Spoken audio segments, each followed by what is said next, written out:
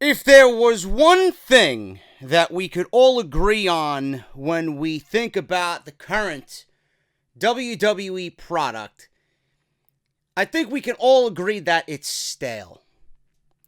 I think a lot of it is very formulaic. WWE has gotten comfortable within their own bubble where whatever they do, they think is the right way, and they don't care about any other people's opinions on the product, whether it be podcasts like this, whether it be people within the industry who are very critical of the current product, or if it's the most important people that they should be listening to, the fans. They do not give a shit about what the fans think or feel about the product or a certain WWE superstar.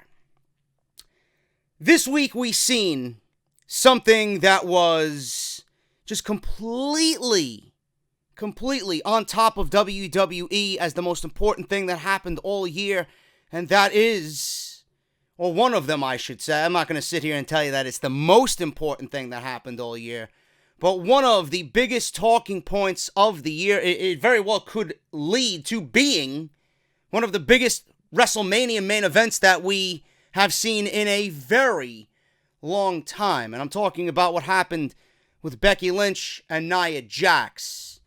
WWE from that had to reroute everything about Survivor Series. WWE even put the WWE Championship on Daniel Bryan to give us a match with Brock Lesnar and move away from that aspect of AJ Styles, whether it's having to do with the reports of WWE didn't want AJ Styles to go through another loss against Brock Lesnar 2 years in a row, or whether WWE has bigger plans for AJ Styles moving on into 2019. I don't know.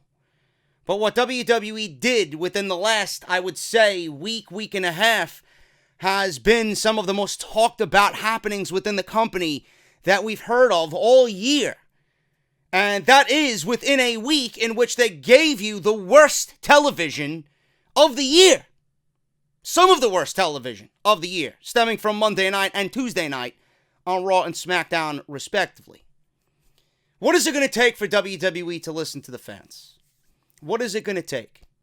The stock prices are dropping. They went from almost $100 a share, and now they're roughly at about $60 a share. And a lot of that has to come with the Saudi Arabian deal and what happened with Crown Jewel and all that nonsense. The government getting involved, and, people were selling stock left and right. They were abandoning ship. Stock prices went down. Everybody knew the stock was at all-time highs for whatever reason.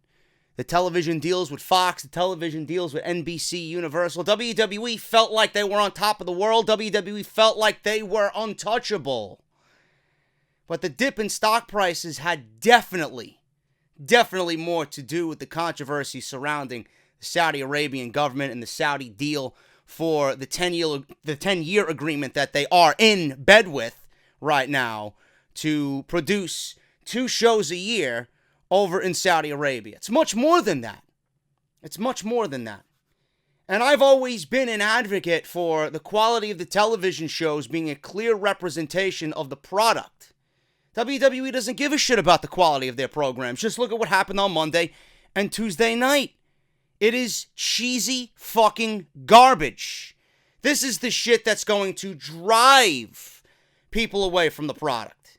I don't want my tag team champions being led by somebody who's going to be known for forever now as the guy who pissed his fucking pants at the 2018 Survivor Series. I don't want to be led by a guy who's going to piss his pants in a big match situation. That's not the type of guy you want leading the Authors of Pain. I don't want my tag team champions on SmackDown Live to have fucking cranberry sauce and pumpkin pie thrown in their face. What type of lasting image is that when you have your tag team champions walking out embarrassed the Tuesday before Thanksgiving and they look like a fucking disaster? It's not what I want from my wrestling program. I don't know about you.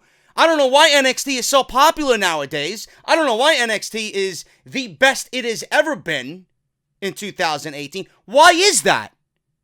For all the detractors out there, why is NXT No matter if it's losing money for the company or not, I don't give a shit. I'm not here to talk about WWE financials. I'm talking about the quality of the program. Why are they investing money into NXT and they're presenting a gold mine? Yet, the main roster can't even come up with 30 minutes of must-see television. It is a struggle for WWE to come up with must-see television. The fans are abandoning ship. It is only going to get worse. And WWE thinks that their solution is going out there and signing up every big-name independent star that there is so they don't pose a threat to the company. But then when you get your hands on that talent, what are you going to do with it? Do you have any creative plans for them? Are you willing to give these talents who have thrived on creative freedom some sense of creative freedom? Is that what you're really wanting to do? I don't think so. But I think WWE come 2019 has no choice but to either adapt or die. You can't constantly look at the stock prices. You can't constantly look at the financials of this company and say, well, they're doing great. There's two sides of the coin. You got the business aspect of the WWE, which obviously they are fucking untouchable in. And then you got what happens on Monday and Tuesday night and one Sunday every fucking month. That's when we talk about the dire straits that WWE is in right now.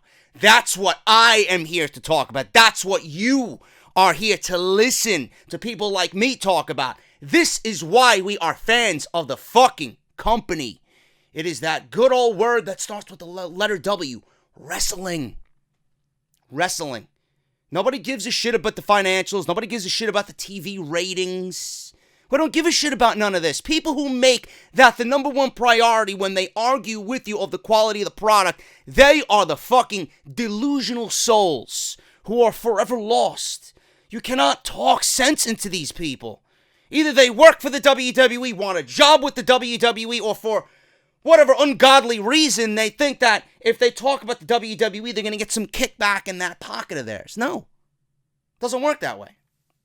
It doesn't work that way. In 2019, WWE is going to have to listen to their audience. And I find it very, very interesting that WWE sent out a survey asking fans what they think about the company. A certain question was directed at the fans' reaction to certain decisions the company has made. As noted, amongst the statements asked about that they were looking to reaction on is whether the company is too heavily directed by corporate interests, if the storylines don't have enough time to develop, if some great wrestlers aren't getting the coverage that they deserve, if the wrestlers don't have the ability to talk off the cuff, that there aren't enough unique personalities, the stars aren't as compelling as they used to be, or if they feel the current champions haven't earned their spots. This is very interesting that WWE is trying to apparently gauge fan criticism. It's not that hard to find criticism on the product. All you have to do is type in something like me on here, and I'm going to shoot straight from the fucking heart. I do not hold anything back, which I find it very hard to believe how people even came out this week and called me a WWE shill for liking the fucking Survivor Series. How I had fucking other podcasts out there, you know, throwing fucking gasoline on the fire where there was no fucking fire about, how JD's trying to get a job with the WWE. Maybe you missed the entire 4 or 5 years of this fucking show. Maybe you missed Monday and Tuesday nights coverage where I just shit all over fucking everything. But Sunday is where you want to fucking nail me. Where they got 2 WrestleMania main events to close the Survivor Series. And I don't have a problem with anything that happened in the ring on Sunday night. Outside of a few things here and there, and then Drake Maverick pissing his fucking pants. What do you want me to say? When Daniel Bryan gives you the performance that he did against Brock Lesnar, that's an A+ show in my opinion right there. For Daniel Bryan in the WWE Championship. Then you got Ronda Rousey and Charlotte. Obviously, after the fact, we can really dive into what WWE is doing here or where their mentality is, but what happened on Sunday night was a great showing for both Ronda Rousey and Charlotte. Even the men's Survivor Series match was entertaining, even though SmackDown was at a 6-0 advantage by the end of the night. Seth Rollins and Shinsuke Nakamura put on a great match. I mean, what the fuck do you want from me? Why do we watch NXT? Why do we praise NXT all the time based on top of the storylines? It's what happened in the ring. It's a 10 out of 10 show on Saturday night. Survivor Series didn't live up to what TakeOver did, but for WWE main roster standards, it was one of the best wrestling shows of the year that they put on. So, I don't understand that aspect of it. It's just people starting shit for no fucking reason. It's very interesting that WWE is trying to apparently gauge fan criticism. After all, they barreled through WWE Crown Jewel with many other decisions that have legitimately upset fans in recent months. Therefore, only time will tell if WWE will do anything to rectify these issues or if they're just going to try and figure it out and people are still mad at them. They're going to try and figure out if people are still mad at them. WWE needs to start listening to their fans in 2019. They need to start listening to what we want. You know, they always brag about how the fans are the heartbeat of the WWE universe. What we say goes. So listen. What's the fucking issue? What is the issue? There's no reason why Raw should be as dismal as it is right now. Absolutely embarrassing to put that show and then the word wrestling next to it. It's a fucking joke. SmackDown Live, I don't know what the fuck they gave you on Tuesday night, but there was no storyline continuation from anything that Shane McMahon previously stated. There was no mention or frustration that they were buried at Survivor Series. Charlotte, they're booking Charlotte now as a Becky Lynch 2.0 because they can't handle the fact that Becky Lynch is the most over wrestler in the entire company, and this is leaving out their precious Charlotte, something that I was attacked on all week.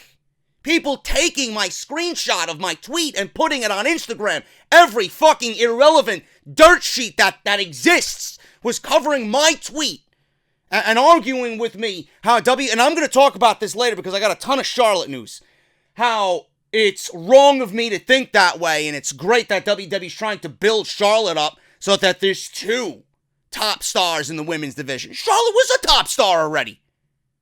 Who's arguing that fact? It's the fact that Charlotte's left out in the dust, and WWE wanted to push a certain narrative that failed. Becky rose above it, and Charlotte got left out. WWE can't leave Charlotte out. They gotta let Charlotte in. How good is it for WWE to leave out their golden child, their queen, the Roman Reigns of the women's division? How good is it for them? It irks them. It eats their fucking soul to know that Becky is more over than Charlotte, and they can't fucking handle it. They can't handle it. That's one aspect of the WWE not listening to the fans. I mean, I don't get how they fucked that all up, and they're lucky that it worked out the way that it did, because now Becky's the most over superstar in the entire company, and pretty much is it should be a given that she's in the WrestleMania main event. Seriously. I have not seen a reaction, I have not seen social media engagement like this for any current WWE superstar. You would have to go back to the Daniel Bryan days where someone was this over when he was battling the Authority and the Yes Movement was in full effect and he won the WWE Championship at WrestleMania 30. You have to go back to that. It's ridiculous. But Becky Lynch is just one of the many reasons where WWE doesn't listen to their fans. In this case, it actually worked out to be a goldmine for them. And they better start listening to the fans. There's no way around it. What are you going to do? What are you going to do when Cody and the Bucks and Omega, and you're going to try and lure them away from wherever they are? Whether they stay with New Japan, or whether they stay on the indies in general, or whether they have all these copyrights that they copyrighted go into effect in 2019 with a big money backer with the Jacksonville Jaguars. What's going to happen then? Does WWE really want to disengage their audience from the show? Do they really want to creatively fuck up every single superstar that comes on in? Current stars on Monday Night Raw and SmackDown Live, do they really want to let these guys sit and fester and waste away To a point where they don't want to be with the number one promotion in the world anymore. They want to go explore their options with their friends. They want to go have a good time and make money on top of it. All Elite Wrestling could be a huge dagger to the fucking gut that WWE doesn't want anymore. I mean, look at the current roster right now that they're not utilizing, that I'm sure are friends with everybody who's trying to start this new endeavor. Jim Ross and Chris Jericho have already been linked to it. And I'm going to get into the story right now. Jericho and Ross have already been linked to it. Nakamura's contract's coming up. Where do you think he wants to go? You think he wants to stay in WWE where they mocked him and embarrassed him and creatively fucked him up ever since he made the main roster? You think he wants to stay there? I guarantee you, if you gauge a higher official in WWE what they think of Nakamura, they would probably let him walk without even looking back at Shinsuke. You got Balor. You got Nakamura. Balor's a fucking absolutely no doubter. No doubter. Prince Devitt would love to be back on the indies. You got those two guys, Gallows and Anderson. You don't think, and I got to hear from these shills, or how they want to be close to their family, or how they want the big payday in WWE. They're getting a big paycheck. It's not all about paycheck. It's about having the fucking morals and the self-pride in yourself to fucking go out there and want to be the very best in your profession. What is more important to you? What is more important to you? Making the money or leaving a fucking legacy where people are talking about you for years after you are long gone? I think the latter is more important to anybody, really. Because the money's going to come if you explore option number 2. Gallows and Anderson, I'm sure if you ask them, if All Elite Wrestling gets started in the United States, they are good as gone. Balor, Nakamura, Gallows, Anderson. You don't think Ziggler would want to explore that option?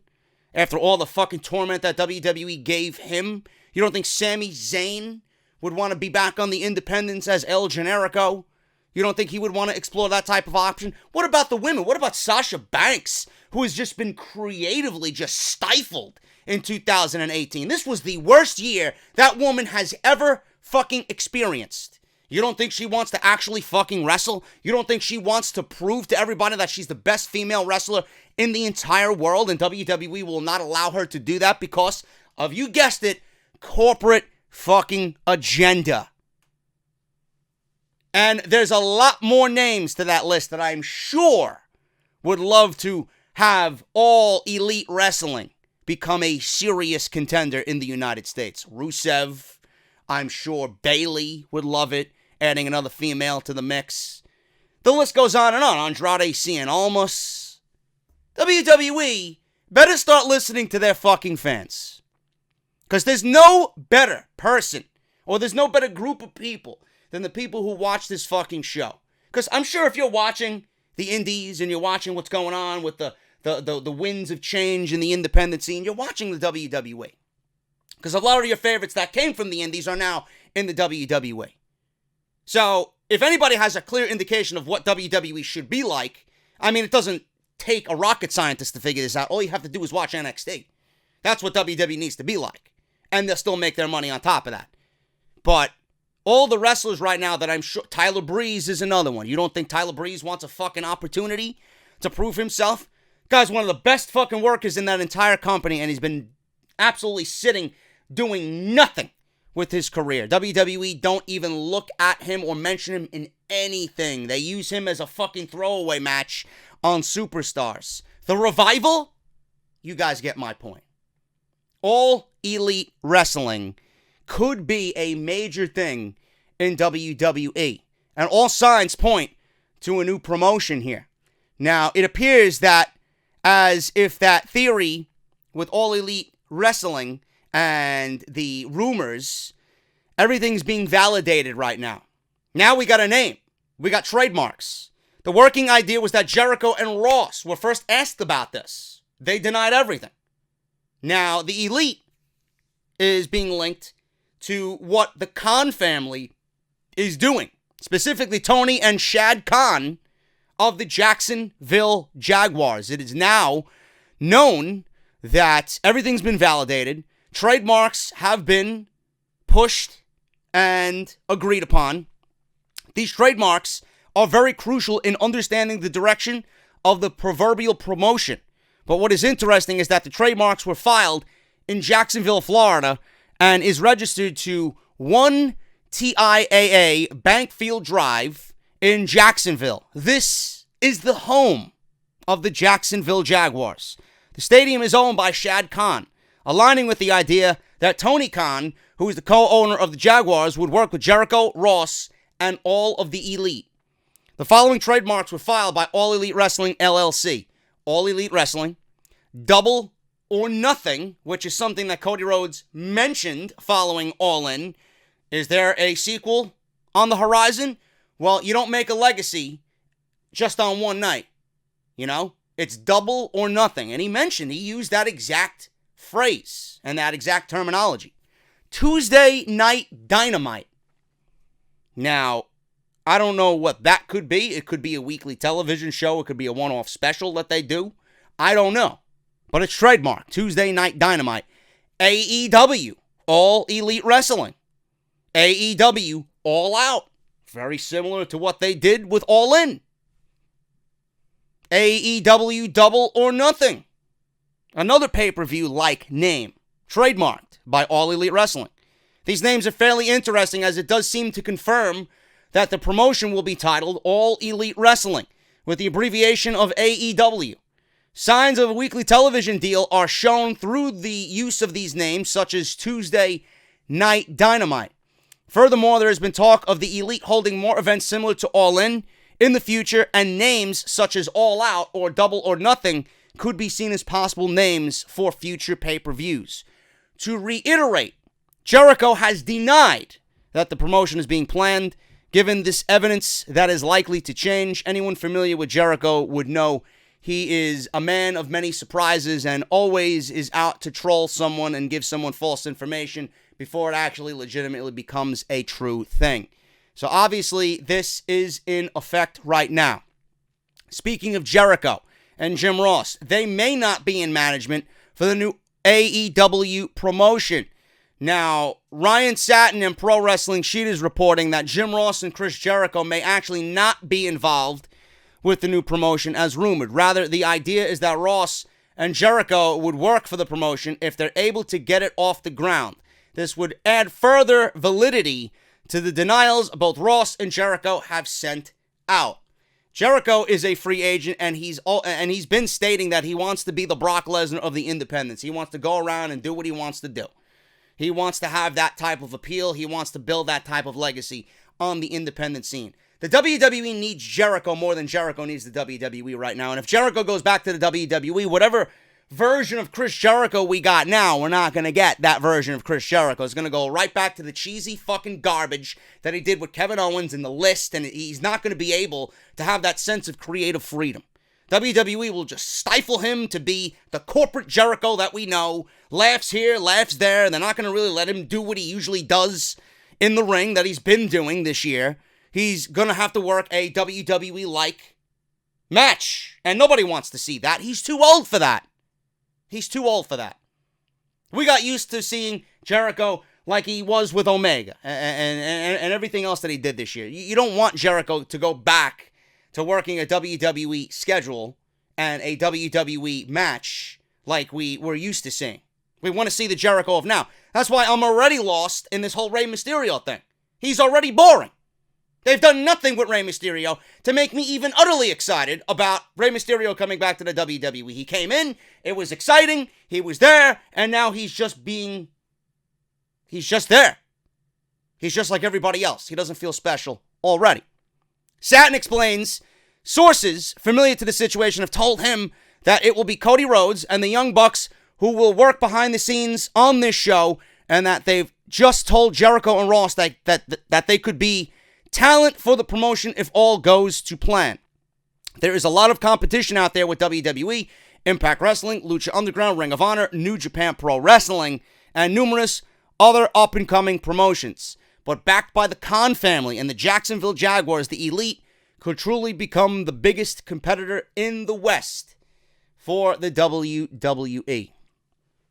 This is a very serious story that's been picking up steam and has been picking up a lot of traction in the coming days. I couldn't wait to sit here and talk about it on Friday. They will not be competition for WWE. Nobody's going to be able to compete with WWE. I'm sorry. I don't know what the resources are to get a wrestling promotion up off the ground, but it's not an easy endeavor. I can just sense it's not an easy endeavor. No matter how good All In was, no matter how good the Bucks and Cody Rhodes produced that show, and that was their vision, and now they have a money backer in the Khan family, not immediately anyway are they going to be competition for WWE, okay? They could go to the streaming services. They could have their own streaming service. We could all, sign up for the streaming service. We could get all that they're going to offer, but that's not going to be competition for WWE. The only way you are even going to make a dent in WWE's armor, and I'm not talking about the in-ring product. I think anybody right now could put on a better in-ring product than WWE. It's not about the in-ring product. It's about competing directly with the WWE. Okay? If they want their brand of wrestling to be directly a form of competition for WWE, then they're going to need a national TV deal. And I'm talking about a major fucking network. I'm talking about TBS, TNT, Paramount TV, that was formerly Spike TV. They need something of a major fucking network on cable that's going to directly compete with the USA Network. If they don't have that TV deal, then they will not be direct competition for WWE. So it all lies within that TV deal. Now, I don't know how difficult it is to get a TV deal. Maybe for the Bucks, maybe for Omega and Cody and the Elite, Skrull and Hangman Page and all those guys involved. Maybe for them it's going to be a little bit easier than when Jeff Jarrett tried to get a TV deal for Global Force Wrestling. They taped a year's worth, or what they tape? A year's worth of programming? They taped like a whole season's worth, maybe like 12, 13 episodes that they filmed in Las Vegas that were never shown to anybody. They could not land a TV deal at all. And they were stuck with all this film and all this season, and nobody seen it. The NWA is trying to get a TV deal. I believe they're trying to get a TV deal. And they're building brand awareness through their YouTube series, the 10 Pounds of Gold YouTube series. They're trying to build the show through that. Impact Wrestling is going to be looking for a new TV deal. It's not going to be easy for Impact Wrestling to get a TV deal. They're on Pop TV right now at fucking 10 p.m. Who's watching Pop TV? Impact Wrestling at 10 p.m. on a Thursday night. God knows what the fucking ratings were last night. But do you even get Pop TV? I know I don't. So it's not an easy endeavor to get a TV deal. Lucha Underground's on El Rey. How many people get El Rey? Not many. Maybe for the Elite it's going to be a little bit easier. But if they're not on a major cable network with a reasonable fucking time and a great day of the week where people are inclined to watch wrestling, these guys are smart. They know what they're going to be doing, or they know what they have to do if they want to compete. One of the branding on their t-shirt was change the world. How do you change the world? You go balls to the wall and compete with Vince McMahon. That's how you fucking change the world. Because if you go to WWE, you ain't changing jack shit. You're going to conform to their bubble, and your creative freedom will be absolutely wasted. Lost. Just like everybody else's creative freedom there. There's only one of two things here. One of two things is going to happen. One, they stay on the indies. They re-sign and re-up wherever they are. Or two, they start their own promotion. WWE is an option. WWE is that third option that I don't even want to talk about. But it's there. It's there. You either stay and kind of remain stagnant because they've done everything. I mean, what else can these fucking guys do? There's nothing for them to do. Cody won the NWA title. He won the Ring of Honor title. The Bucks, look at their fucking resume. Omega, North American or U.S. champion, IWGP United States champion, the inaugural champion for that. He won the IWGP Heavyweight Championship. He's going to be main eventing Wrestle Kingdom this year. What the fuck else does he got to do? At 35 years old, what is left for that man to do? What is left for them to do? They've already made a mark on the independent scene that nobody is going to duplicate anytime soon. So what do? You either stay, which I know is probably not an option, and just based off the fact that I read that Cody's last Ring of Honor appearance is at Final Battle. Final Battle is his last Ring of Honor appearance. So what the fuck does that mean? That means that they're not going to be on the indies anymore. So that may very well eliminate what's going to happen with the Elite on the indies. They're already saying that they're not part of the Bullet Club. So maybe that option is completely gone. It's not even an option. So it leaves us with two options. You either start the All Elite Wrestling, start your own promotion, or you go to WWE. Now, if they go to WWE, which the little kid in me, the selfish son of a bitch that's in me, wants to see the Elite show up in WWE. I want to see what this version of Cody could do in the WWE.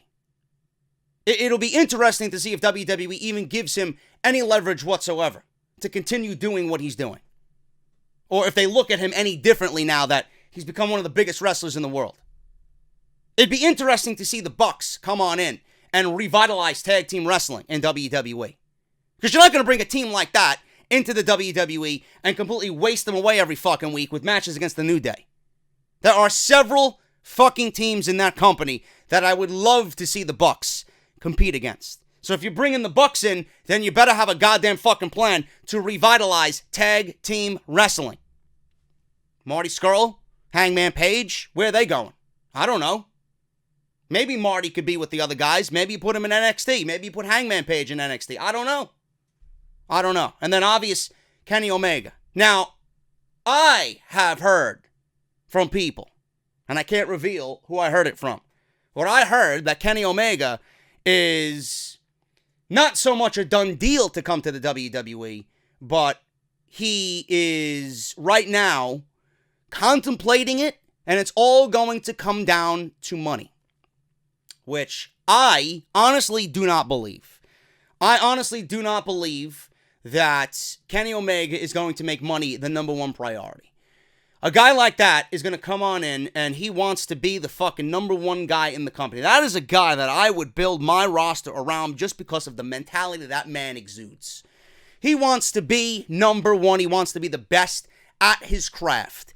That type of attitude is so fucking infectious that it will trickle down the entire roster and people will see that type of mentality and want to be exactly that. That's the type of guy you need. Is WWE going to bring him in and give him everything that he wants? I highly doubt it. The money is going to be there. The guy could command anything he wants. If WWE wants him, they're going to have to fucking pay whatever amount comes out of that guy's mouth. Otherwise, you're not going to get him. Otherwise, you will not have Kenny Omega. So what do? The selfish kid in me wants to see them show up at the Royal Rumble. The selfish kid in me would love WWE to have a fucking plan for these guys to just enter the Royal Rumble, hijack the fucking Royal Rumble, and they have Omega on the fucking back burner who comes on in and is leading the Elite to overtake the entire fucking company. That's what I would do. I'd have Scurll, Rhodes, the Bucks come into the Royal Rumble. I'd have everybody in that fucking match just completely just shocked at these guys that they're here. They hijacked the entire fucking Royal Rumble. And you just build it from there. Why are they here? Because Omega is the one doing the business. And he comes on out. And you build that around AJ Styles and Finn Balor. Maybe get the club involved. You get everybody involved. And you got this big brand fucking warfare. You get this big brand warfare going on. I would love to see WWE have some creative plans for these guys to come on in. But it's either they start their own promotion or they go to the WWE. But there has to be some sort of leverage for them to come to the WWE. Vince McMahon can't just take these guys and mold them into what he wants them to be. These guys are not WWE products anymore. Most of WWE signings are coming from the independents. Yeah, you can help them along the way and build their star a little bit more, But you ain't going to take these guys and completely change everything that made them fucking popular. You're going to alienate their fan base. You're going to have people who are going to call them sellouts who are not going to want to be interested in anything else that they do. You can't do anything like that. You either work within the confines of what these guys are about, or you don't look at them at all. There's no way WWE is going to expect the Elite to just cancel their Being the Elite show. Remember what they did with Zack Ryder? They canceled that fucking shit. He went about making the show on his own time, and WWE wanted him to come out with fucking material every week. It killed the show. It killed Zack Ryder's character. He only did it because he wanted to bring awareness to his brand and to his character. They killed it. Because he wasn't supposed to be that popular. What is WWE going to do when Being the Elite is on the WWE YouTube channel and they start getting more views than everything else that's on the YouTube channel? They're going to pull the plug on that too? This is going to be a very serious situation. A very serious situation. The WWE needs to start listening to their fans. I can't express this enough. They have neglected the fan base for the last 4 years when it comes to Roman Reigns. They've neglected the fan base at every twist and turn, whether it's with Becky Lynch, Charlotte, the women's division, Brock Lesnar, you name it. Jinder Mahal. WWE has constantly just went against what the fans want. And now they're sending out surveys to gauge fan criticism of the product. It's not that difficult to find criticism of the product. Look on Twitter on a Monday night. It's not that difficult to find. And with All Elite Wrestling slowly becoming a reality, but not yet, a TV deal is needed for anybody to be discussing, well, here's competition for the WWE. I hope that the Elite start their own promotion. Do you want to know why? Because everybody that's in the WWE right now that is either friends of everybody in the Elite and not being used has another option. Impact is not an option. Lucha Underground is not an option. New Japan is an option. But nobody wants to go over to New Japan and be away from their families. If this company could get started in the United States, that would give everybody who's been neglected in the WWE, for better or worse, creatively, to find a new home, stay close to their families, work with people who are passionate about the wrestling industry. And the most important aspect out of all of it, it would be shockwaves through WWE for them to finally get their shit together. It would be shockwaves through the WWE to listen to what is happening in the wrestling industry. How many times have I stated it, especially in the last 3 months? You don't have to look far to what the simple solution is. It exists in your very company. How do we make Monday and Tuesday night better? Simple. It's right underneath your nose. And it's NXT. If they don't listen, everybody who is disgruntled, if this company is a reality, is going to have a new home, they're going to have competition, and then you know what? It may not be bad for anybody. We get more wrestling, I get more content, and WWE has fucking their backs against the wall to a point where they're going to have to book creatively, and they're gonna have to use their heads to put on quality television because they're gonna have direct competition, especially if those guys land a TV deal. It's gonna happen. It's gonna happen. WCW did it during the Attitude Era. That was some of the best storytelling that we've ever seen. And when WCW died, what did WWE have to feed off of? They have that now in NXT. They should be using NXT as fuel to get better. How do you think that main roster feels that every single fucking major pay-per-view where NXT has a takeover accompanying a major pay-per-view, that takeover blows away the main roster? How do you think those wrestlers feel? How do you think those wrestlers feel? At the end of the day, is it just about the paycheck? Or is it, do they want to be a part of fucking history? Those shows are going to be talked about forever. Money doesn't last forever. I take the legacy over money. You're going to make your money anyway. This is off the script.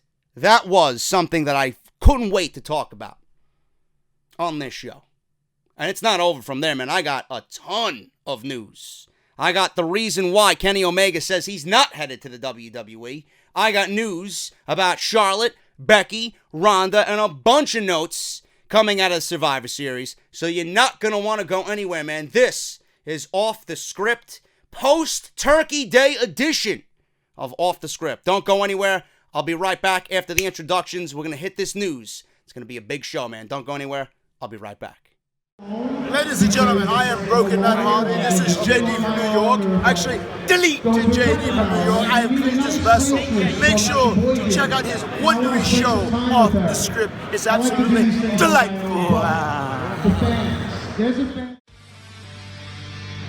Off this shitty fucking product by coming on here and speaking the fucking goddamn truth about this fucking filth. And I can book a better show taking a fucking dump after eating my fucking Chipotle chorizo with extra cheese. I don't give a fuck what anybody has to say. Have I ever? Of course not. WWE is great, man. Fuck you, Japan, and Kenny Omega, Okada. Delete! What is it, man? Can I suck your dick? What is it, man? Well, this is the #1 fucking podcast right here on YouTube.com.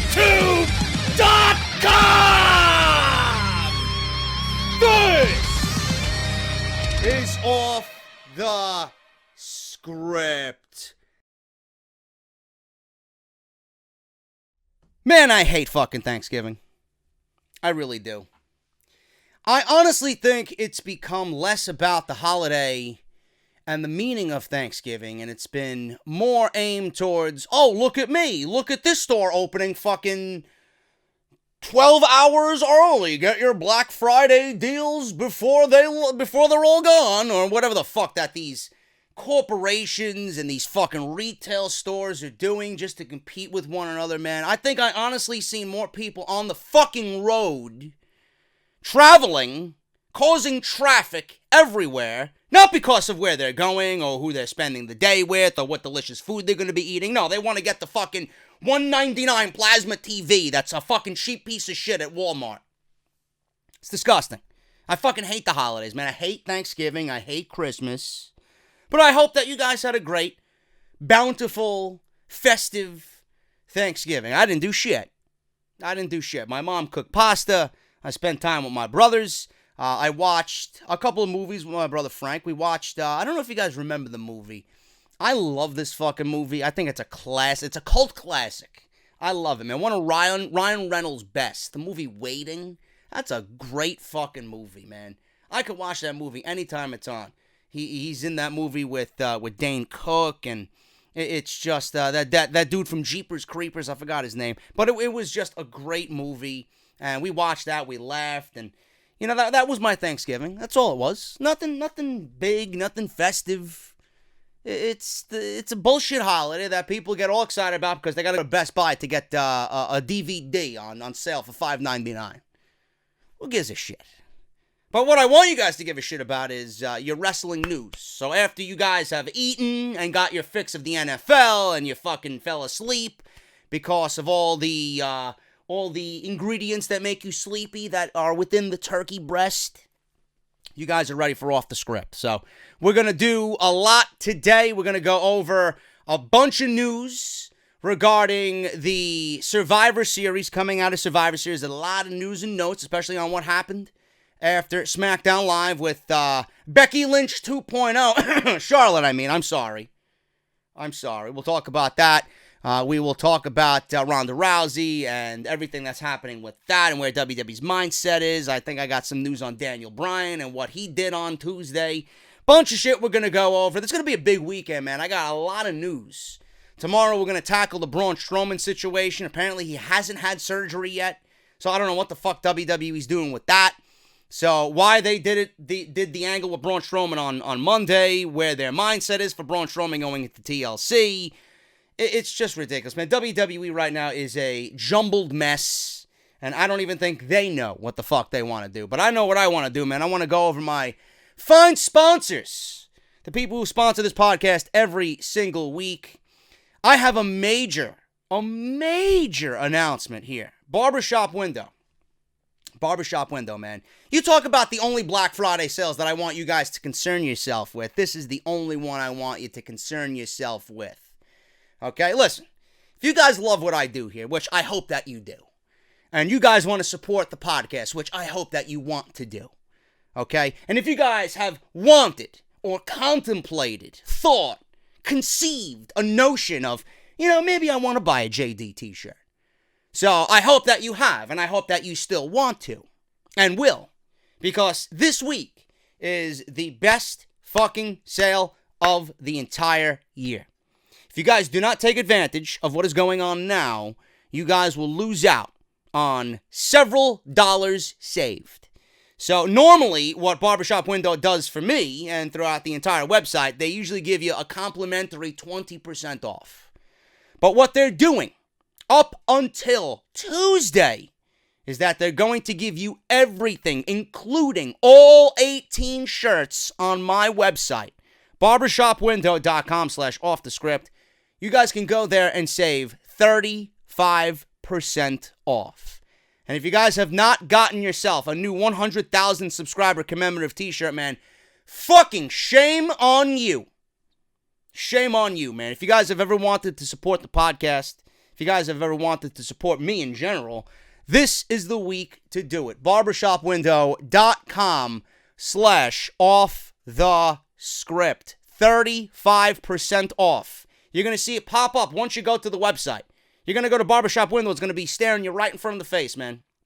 So all you have to do is type in Black Friday. That's the coupon code, Black Friday. Choose your shirts. Buy one, buy two, buy all 18.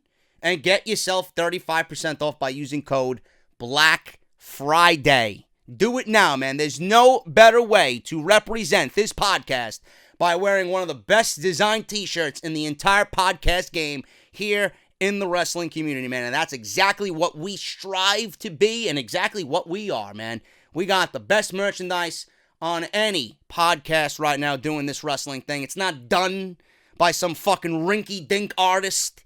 There's no Microsoft fucking color or these cheap fucking designs that you got going on Teespring that someone fucking conceives in 3 seconds just to put some fucking wording or lettering on a t-shirt just to make a quick buck. No, man, these are legit fucking designs. Clearly, you see the thought went into this fucking thing. Holy shit, man. And everything else that's on there. 18 designs in total. Barbershopwindow.com/offthescript. Code Black Friday for 35% off. Follow me on social media at JD from NY206 on Twitter if you guys want to follow me on there.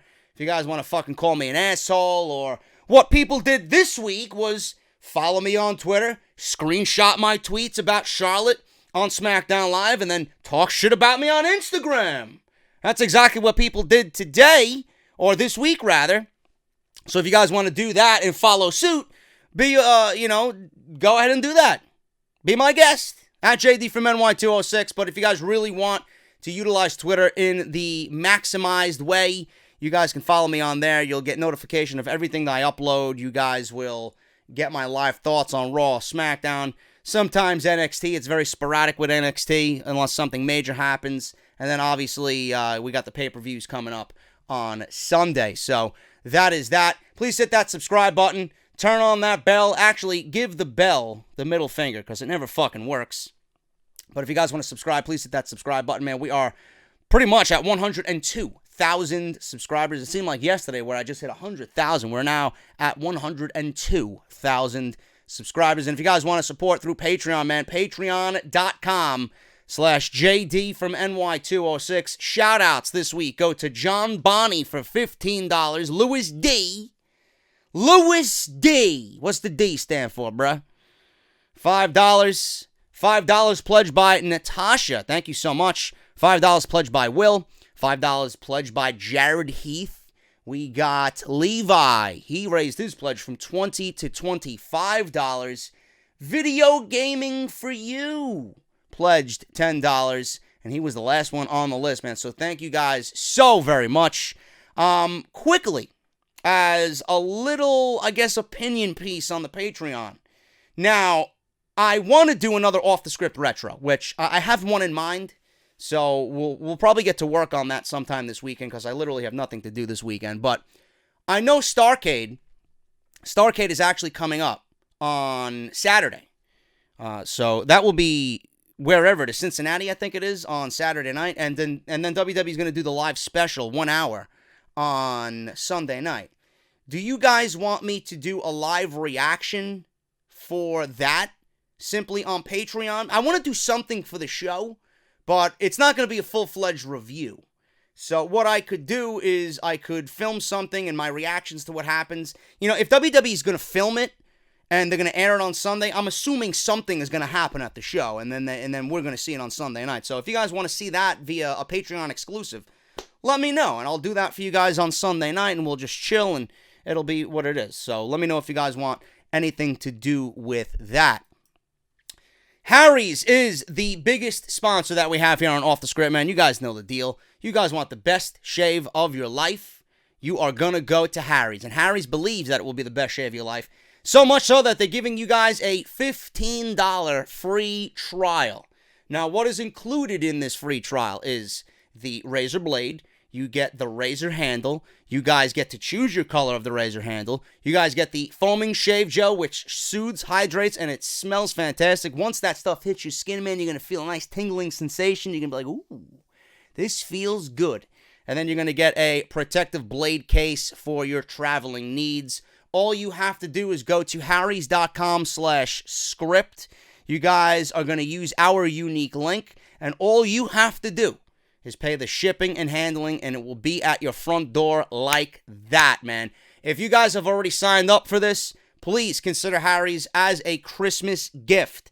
They also have a Christmas holiday set that is available. They have two versions, a $25 version and a $35 version. Again, if you use our unique link, you can get $5 off any one of those two holiday sets. And I have the holiday set right here for you guys. They sent me the holiday set. So, obviously, I was going to unbox this motherfucker right here on the show, man. This is the nice holiday box, man. It's flannel. It's flannel looking. It's not actually flannel, but it's flannel looking, man. I like me some flannel. I got some nice flannel pajamas that I wear at night when it's cold. But this is great. And this is going to make a great gift for your fathers, your girlfriends, folks, whomever, man. It could be for yourself if you want to get yourself a gift. So what they did here is they gave you a guide to shaving. Harry's Guide to Shaving. So that's what's in the holiday set. We got, in this thing, we got the blade. This is the blade box. And as you guys see, that is the blade there. And this is blue. They gave me blue. So that's the blade there, which is fantastic. I need a new blade. They give you, in the holiday set, they give you 2 sets of blades. So you got 2 blades right there. So you got 3 total with the entire set. You get the protective case, which the blade goes in there. You guys can protect the blade if you guys are traveling and whatnot. This is very good. I just leave it in my medicine cabinet with this on, man. It looks great. Standing upright, whatever. And then you got the shave cream, man, with eucalyptus. I never had this one. I just have the regular trial size that I usually use, but the bigger bottle. But this is the shave cream, man. It comforts and protects. So this is natural extracts. It soothes the skin, and it's smooth and comfortable for a nice close shave, man. So this is the nice generous bottle that they give you. This is actually a 3.4 ounce bottle, squeeze tube of the shave cream, man. So that is that. This shave set is absolutely beast. And if you guys want to go visit that and get it for yourself or get it for someone in your family as a nice Christmas gift, man, you can't go wrong with Harry's. Again, that's harrys.com/script for all your shaving needs, man. I would not be putting it on the show if I did not believe in it, if I did not use it. I believe in it. I use it every week. It's the best shave that I've ever had, and I want you guys to go out there and use it. They are such a huge sponsor of the show, and it's something that I love using every week, so I'm figuring you guys could obviously use the same, man. So that's harrys.com/script. Go and get yourself a free trial and $5 off that beautiful holiday gift set from Harry's. What we got here, man? What we got, told you it's going to be a massive show. I got so much shit to go over, man. Pro Wrestling Crate, which you could see someone, I guess, punched in or whatever. The mailman, I guess he wanted a sneak peek at what was in the box. But Pro Wrestling Crate, man, one of my favorite crates all month. So they are a huge sponsor of the show as well every single month. And being that Barbershop Window is affiliated with Pro Wrestling Tees, I get to unbox these bad boys every single month. If you guys enjoy what you see in here, ProWrestlingCrate.com. And if you guys want to follow them on Twitter, at PWCrate on Twitter, man. So we're going to unbox this. If you guys enjoy anything you see in here, again, you could go to PW Crate on Twitter or ProWrestlingCrate.com. And you guys can enter in the coupon code off the script. And you're going to get 20% off your first subscription service, man. That's a great fucking deal. And these guys never disappoint any month. So, what we got on the menu today, man, is Texas. Next month's crate is the Staff Favorites, Part 2. So, that's the spoiler card. On the back, I'm not going to look, is the contents of the crate. So, we got Texas. So, I am anticipating some maybe Undertaker stuff or maybe some Stone Cold stuff, being that he's big presence on Pro Wrestling Tees. And speaking of that, we got a beautiful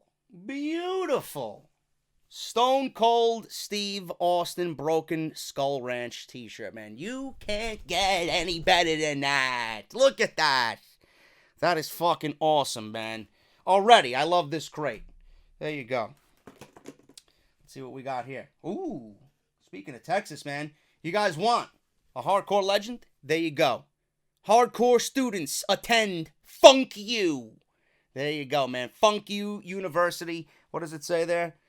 It says School of Hard Knocks. Terry Funk right there, man.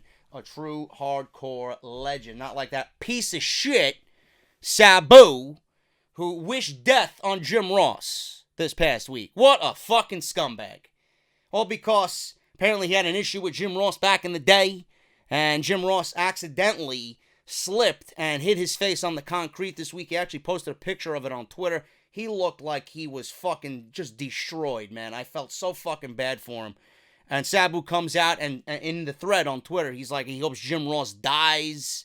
All this other shit. What a fucking piece of shit Sabu turned out to be. We got a sticker here, man. This is the Killer Elite Squad. Lance Archer, Austin, Texas. Don't know what I'm going to do with that, but it is what it is. We got the Best of Reality of Wrestling. And my man, the 5-time world champion Booker T is on there. Best of Reality of Wrestling there. Pretty sure I won't watch that.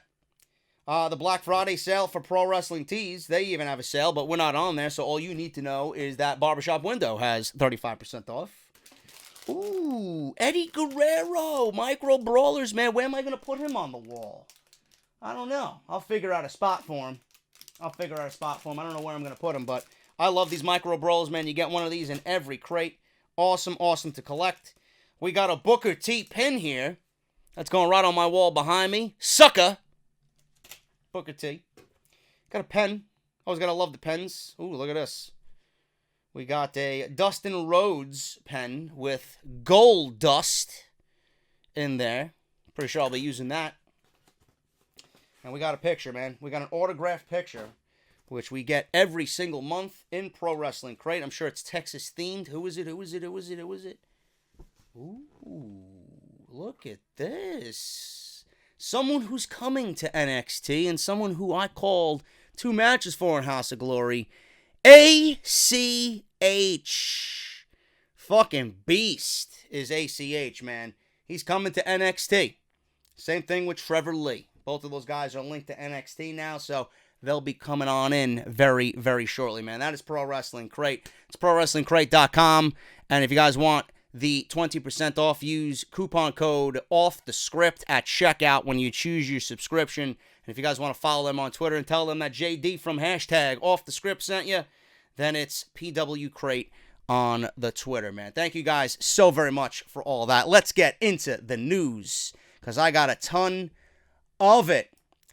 We are going to start off with, I might as well continue with this Kenny Omega situation, man, because Kenny Omega actually, with all the talk of the AEW, All Elite Wrestling promotion, he was obviously asked about his possible tie-ins with WWE and everybody wanting him to come to WWE. Listen, I said it in the open of the show. The selfish kid in me wants to see guys like that in the WWE. I wish that WWE had a creative mind to use these guys and just make one hell of a fucking storyline. You know, this is a once-in-a-lifetime opportunity with pro wrestlers right now who are at the top of the wrestling world to come on into your company.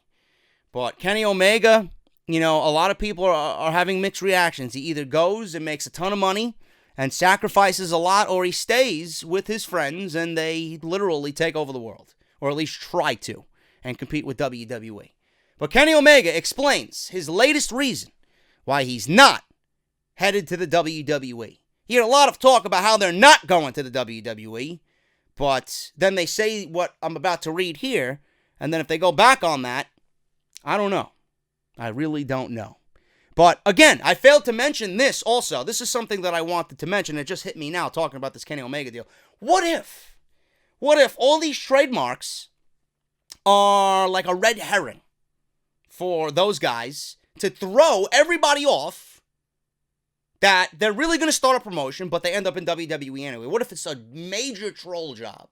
You got to spend some money to keep everybody quiet, and then they end up showing up in the WWE. It's a possibility. It's certainly a possibility for all those guys, and it's something that I could definitely see them doing.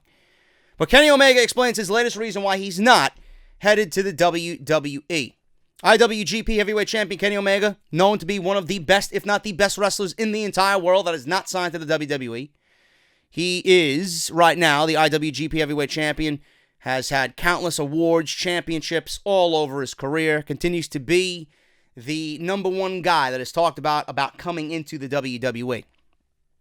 In the past, Omega has opened up about wanting to be in the WWE, wanting to main event WrestleMania, wanting to be in the main event of WrestleMania with someone who he specifically named, and that is AJ Styles. But Omega explains, and he discussed the latest reason why he hasn't signed with the WWE as of right now, and he's got a contract that expires at the end of January. He goes on to say, and I quote, "I am sort of very much a part of representing an alternative. If my motivation was money, I would have already signed with the WWE. I was down on the current product, and I wanted to create a style and have matches that my friends, my family, and other athletes could watch and enjoy. There's a certain kind of wrestling fan that will only like a certain style. They think that's the right way, and that's okay, but I'm not trying to impress those people. Those people are already kind of set in their ways. I am trying to open the world to a different style, what pro wrestling has the potential to be. Everyone has a choice to watch whatever they want. It's okay to like both or other promotions too. When I was growing up, I thought that there was only WWE. That's it. One promotion in the world. And then as I grew up, I found that there's local wrestling. Then there's WCW. Then there's ECW. In Mexico, there are the luchadors. And then finally, I realized there's wrestling in Japan. I think for many people, they think there's one giant promotion, and that's all that there is. It must be the best. But as they expand their palette and their horizons, they realize that, oh, there's other wrestling out there. They might not necessarily like it more, but it's an option now. It's cool that there are so many options for people all over the planet. WWE's trying to shut all these options out because they want to be the only game in town. They want to be the only destination. They only want to be the choice you have to make to go to a wrestling promotion if you want to be in the wrestling world. It's WWE or nothing. That's what they want to create. That's why they're having their hands in every cookie jar all over the world. Global NXT TakeOver. You know, you think NXT TakeOver is just a fun name, a cool name for their shows that accompany major WWE pay-per-views. No, Triple H wants to literally take over every wrestling market globally. So, the fact is, Omega's saying this. I want to see if he keeps his word. Like I said, the selfish part of me wants to see Omega show up in the WWE. I would love to see him show up on Raw. I'd love to see him challenge AJ Styles for a WWE Championship or a Universal Championship, wherever AJ goes, But we all know that if Omega comes to the WWE, they might stifle him, and he's going to be jeopardizing creative freedom. And how good is Kenny Omega going to be as an outsider coming on into a company that is so afraid of change that they don't want to listen to anybody? They are afraid of change. What they do, they think is the ultimate. What they do is what they think is right. And that's not the case. They don't want to listen to any outside influence. And that's the wrong way to go about it. This is not WWE only. There are people around the industry who are doing things better than the WWE, and WWE has failed to pick up on that. They are still living in Vince McMahon's bubble. And Vince McMahon does not have a grasp on everything that is pro wrestling anymore. He barely has a grasp on how to fucking creatively write and book Monday Night Raw. So, the reason why Triple H is where he is right now is because Triple H has his finger on the pulse of this industry. That's why people have linked Triple H to taking over the company and us getting the change that we deserve as fans. You don't think Triple H... I don't expect a drastic change, but I expect a change with the mentality in mind that the fans come first and the quality of the shows come first. Otherwise, Triple H is a complete fucking hypocrite. I want the Triple H that we're getting on these conference calls every single time there's a takeover. That's the Triple H I want running these main roster shows. I would love for there to be change. There cannot be change with Vince McMahon in charge. This is why a lot of people are shying away from any of these guys going to the WWE. And they'd rather start their own promotion, or rather have them start their own promotion so that there could be direct competition for WWE. There's another home for these guys to go to. And it would shake up WWE to its foundation to a point where they are forced to write better quality shows. Because now they have direct competition, and they don't want their guys to go over and join All Elite Wrestling. It's going to be very interesting, man. These next 2 months are going to be absolutely fucking nail-biting for everybody involved. For everybody that wants these guys to come on in, for the uncertainty of their fan base, where are they going to end up? Am I really going to have to watch these guys in WWE? It's going to be a very, very nail-biting situation. It's going to be a lot of money thrown around. And you know who gets shit out of luck? Ring of Honor. These guys, like I mentioned, Cody Rhodes, his last Ring of Honor appearance is Final Battle. So if Ring of Honor doesn't have access to these guys, then who the fuck do they have? Ring of Honor might be shit out of luck. Now, they've rose up from the rubble once before, but losing guys like this in one shot, that's a huge damper on any company. That's something that could defeat morals like that. It may be very difficult to come back from. But Omega coming to the WWE, the selfish kid in me wants to see him in the WWE. Match with Bryan and AJ and Almas. Guys like that. Clearly. Rollins. Guys like that. I love to see it. That's the guy you could hang your hat on to lead this fucking company, to give this company the shot of momentum and adrenaline it needs. Omega wouldn't just be a fucking Band-Aid. He's a guy that could carry this company with the absence of Roman Reigns. Because if WWE wanted to give the company to somebody else within the company walls right now, they would have done it. They haven't done it. You had your Cenas. Then you had your Romans. And Roman's not there anymore. Can't rely on John Cena anymore. Who is it going to be? Can't be AJ. AJ's too old. AJ's 41. Omega is 35. How many more years can he honestly go on the indies at the pace that he's going?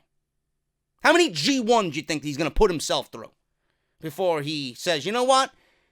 I could be making 10 times more money working the WWE schedule and lighter in the ring, and I make everybody happy. It's going to be a very interesting next couple of months, man. Speaking of afraid, WWE superstars reportedly afraid to leave for the indies due to uncertainty. Now, the WWE right now, obviously the biggest pro wrestling company in the world, but Dave Meltzer has been discussing that the idea that All Elite Wrestling, if they get a television deal, could be a nice, comforting situation for everybody right now who is afraid to leave for the indies. There are people within WWE that he's talked to, reportedly, that right now are afraid to go to the indies due to uncertainty. But if All Elite Wrestling gets started, they would be a little bit more comfortable and actually want it to happen. Meltzer discussed the idea on Wrestling Observer Radio of some WWE superstars currently being afraid to leave McMahon's company because they don't know what will be out there for them. But given the right climate, you never know what might happen down the line if some real competition does come up. He said, and I quote, "There's a lot of guys in WWE who are scared to leave, and believe me, they're not going to leave for a prayer. But if somebody's got, a WCW-like thing out there, there's a lot of guys that would leave, probably." I mean, when WCW and WWE were going at it, guys were going back and forth all the time. Again, the one advantage WCW had was that there were an established thing, essentially coming out of the Crockett territory to TBS, Crockett's promotion on TBS to WCW. They were never starting from scratch. Starting from scratch is very difficult. End quote. Meltzer noted that Ring of Honor started from the ground floor as well, but it took a long time to establish themselves, and for years it seemed to stall, and the same is expected for Impact Wrestling. If people are talking about this and they want to put their money, WWE, like I mentioned, they're locking up talent right now into longer deals because Vince doesn't want to have this become an issue down the line. So the only reason why Vince is locking people into long-term deals and into contracts is because he doesn't want anybody going anywhere. New Japan, Ring of Honor, he doesn't want anybody to catch steam on the independents to make another promotion bigger. And now if the Young Bucks, Omega, Skrull, Hangman, Cody are all starting their new promotion with possibly Jim Ross and Chris Jericho involved, and them with the influence that they have and everybody that they've worked with, possibly wanting to leave WWE to go work for them as another alternative where they'll be booked correctly and they'll have fun doing it and they could showcase their talents in front of an audience instead of being wasted away until WWE is ready for you, if they will ever be ready for you. Vince doesn't want to have this become an issue. And I know for a fact that this is going to be a talking point from this point on. You think WWE is going to be a little hasty in getting guys signed? Or has been hasty? Wait as this winter and the winter months go on. It is going to get ridiculous. And with the amount of money that WWE's pulling in from Fox and Saudi Arabia and NBC Universal, you can guarantee everybody that is there is going to make an exorbitant amount of money. But again, I mentioned, what is more important to you? Making all that money or making money somewhere else, plus creating a legacy and having fun while doing it? Can anybody really say that they're having fun in WWE? I'm sure it's a very 50-50 split on that question. So, I for one, want to see it happen. I really do. But the fact that I have a little selfish in me, I'm going to be honest with you. I'd love to see what this version of Cody could do. I'm huge on tag team wrestling. I'd love to see if the Bucks can transcend tag team wrestling in WWE. I'd love to see Omega have a huge role at WrestleMania. That's just me. I know it's not the right thing for them to do. And I think those guys have every skill to compete with the WWE, especially if they have a huge financial backer in the Khan family and the Jacksonville Jaguars. If they get that TV deal, more wrestling for me, more wrestling for you, more content for me, more content for you. And WWE is going to have their buttons pushed in a little bit. That's what they need. They need to have their pants a little wet by being scared from an outside source in the United States. It's going to be a while before New Japan gets to that point.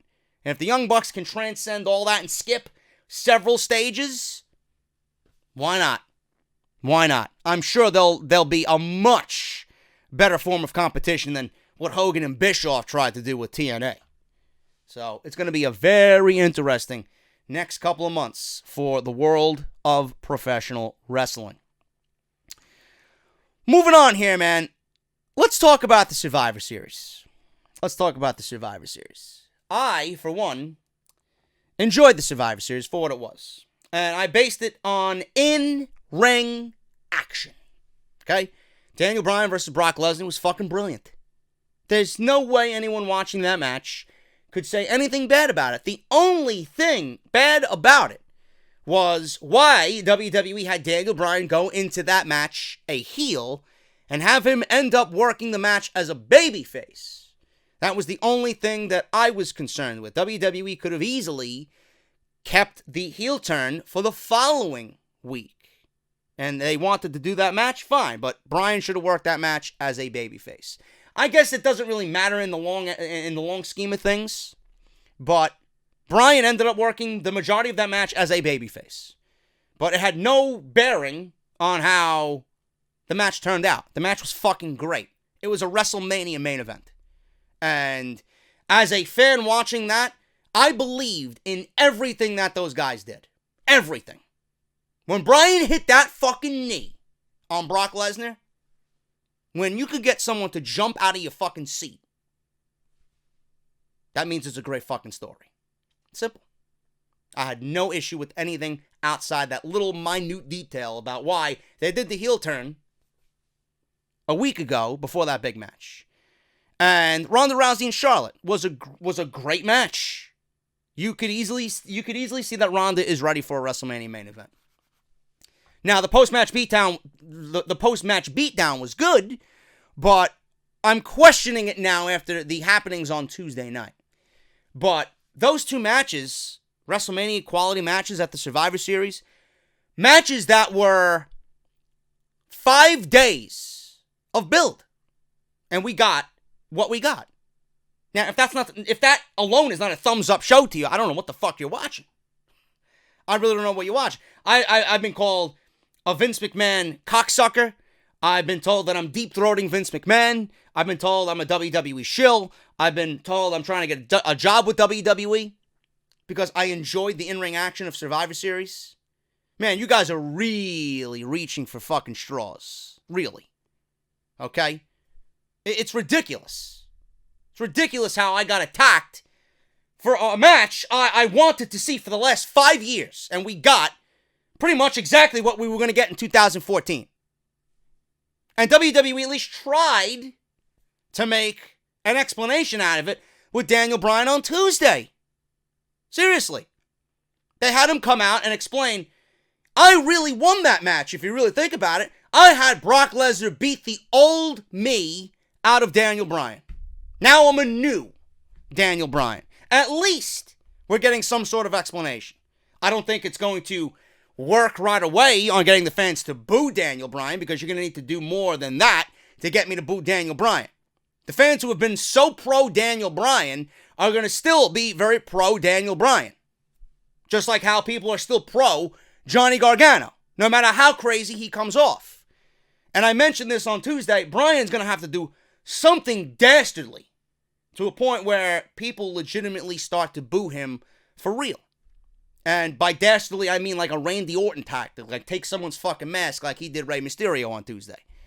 But a WWE shill, because I enjoyed what we got at Survivor Series, it wasn't a fucking perfect show. No shit. No shit SmackDown lost 6-0. No shit SmackDown looks like Raw's bitch.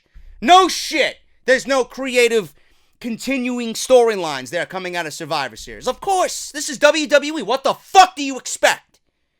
But I'm not reaching for fucking straws on social media, reaching out to creative members of WWE, preaching to them and asking them questions and showing up in their fucking feed every day.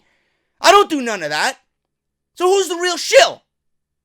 You fucking clowns. Cut the shit. I know a good show when there's a good show. I certainly know when there's a fucking bad show. Raw and SmackDown this week were horrendous. Absolutely horrendous. You had fucking managers being pissed on. You had tag team champions being represented by a fucking guy who is half their size, who is now known for pissing his pants. The tag team champions on SmackDown had cranberry sauce and fucking stuffing thrown at them. Turkey gravy dumped all over. That's a real great representation of tag team champions on both shows. SmackDown had absolutely no awareness of, well, yeah, we lost 6-0, quote unquote 6-0 at the Survivor Series. Shane McMahon was tweeting out that there's going to be changes. There's no changes. There's no changes. He was even at Crown Jewel. He even mentioned that Crown Jewel. If you don't win, a SmackDown guy doesn't win the Crown Jewel tournament, the World Cup tournament, there are going to be changes and you will be terminated. He had everybody on SmackDown in the same room and he said that same exact thing, verbatim. If you don't win, you will be fired. And even mentioned on social media, there will be changes following the Survivor Series. What changes were there? What changes were there? The only change that I seen was the show got fucking worse from week to week.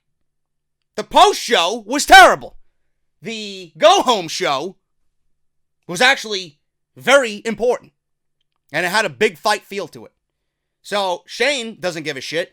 Paige didn't give a shit. There was no firings. There was no suspensions. Right? Charlotte got fined. But who really gives a shit? If they don't give a shit that they lost 6-0 and they brush it off as, well, we'll get them next time. What type of signals does that send? What type of reaction is going to be reverberated through that entire locker room? Storyline-wise. And what is that going to mean for the fans watching next year's Survivor Series? So clearly, they don't give a shit. If you want to build the brand supremacy thing and the Raw vs. SmackDown thing, at least show that they fucking care. So going into next year, are they going to fucking care? Am I going to hear about this 6-0 loss next year? Where's the fucking payoff? There is none. There was zero payoff in anything. We got a half-assed Daniel Bryan promo, which I'm going to give a chance to, because it's Daniel Bryan. Shane didn't do shit. Got the Miz losing to fucking bums on SmackDown Live. You got your tag team champions fucking fisting each other with fucking turkeys. And there's no care about the Survivor Series losing 6-0. The only care that they shown was Xavier Woods wearing a 6-1 t-shirt. Dressed as a goddamn pilgrim, by the way. Ridiculous. Yeah, I'm a WWE shill. And to top it all off, Becky Lynch is not on the show. WWE has no timetable for Becky Lynch's return. So they're turning Charlotte into Becky. And everybody on social media taking my tweet, screenshotting my tweet, posting it on Instagram, and just throwing shots at me. Oh, JD is garbage, or JD sucks. This is the exact problem with the fucking wrestling community. They listen to a fucking asshole like this. His show is garbage. It's always about a political agenda. Open your fucking eyes. WWE is sending out surveys, asking for fan criticism if the company's too corporate or not. Yet I'm the asshole. Get with the program. You either watch the show like I do, or you fucking drowned in a sea of mediocrity. At least I'm here to open up eyes. If I open up one fucking eyeball, my job is done. I have done my deed for the day. I've done my deed for the week. Okay? No, but people want to criticize me about Charlotte becoming Becky Lynch 2.0. Who is Charlotte? Does Charlotte have an identity? As far as I'm concerned, Charlotte doesn't have an identity. As far as I'm concerned, WWE doesn't even know what the fuck they're doing with Charlotte. Here you look into a Becky Lynch character that has transcended the entire roster and has become the most popular entity on the entire fucking roster, and you can't stand it that you tried to push a narrative that failed, and I'm sure WWE is going to play it off as, well, we planned for this. No, you didn't. No, you didn't. You pushed a narrative that the fans didn't want. They threw it back in your face. Becky became the most popular thing in the entire company. Charlotte's playing second fiddle now. People don't want to see Charlotte versus Ronda at WrestleMania. They want to see Becky versus Charlotte. And it's eating them up so badly that now they have to push Charlotte as the new Becky Lynch. So much so that Becky went on her Twitter and adjusted her bio and said, well, apparently I was on SmackDown Live. I was apparently fined $100,000 and fought the Iconics in the opening of SmackDown Live. If Becky is tweeting shit like that and WWE is pretending that Charlotte is the new Becky in Becky's absence, who's right? I'm right. Who's wrong? Everybody else that questioned my logic on Tuesday's storyline. It's pathetic. It's absolutely pathetic. Charlotte is not a badass. So who are you trying to pull this off in front of? She may be a very good wrestler, but when I see Charlotte doing what she did to Ronda Rousey, yeah, it looked cool, but is this really Charlotte? Does Charlotte really believe this is who she is? No. Now, Becky Lynch, what we see with Becky, that's exactly what I think Becky Lynch is. I mean, you could go back to NXT and see that that's the type of character that Becky Lynch was playing, a little bit scaled down. She wasn't as out there and blunt on social media like she is now, but she has made everything she does and everything that she says must see. It's all must see. What Charlotte is doing right now is just mimicking what Becky is doing, and it's failing. It's absolutely failing.